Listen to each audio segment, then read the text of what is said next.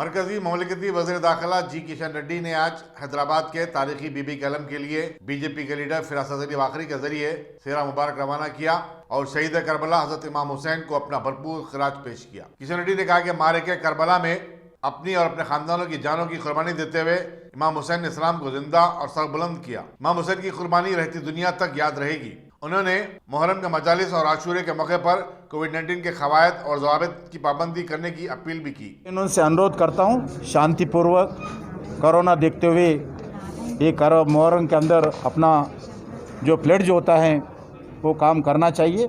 शांतिपूर्वक कार्यक्रम निर्वहन होना चाहिए।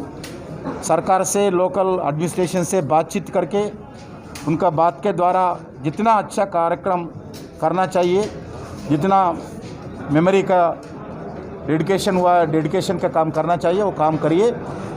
भारत सरकार भी अलग अलग जगह उनके विषय पर इंस्ट्रक्शंस पूरे सरकार स्टेट गवर्नमेंट्स को दे रहे हैं।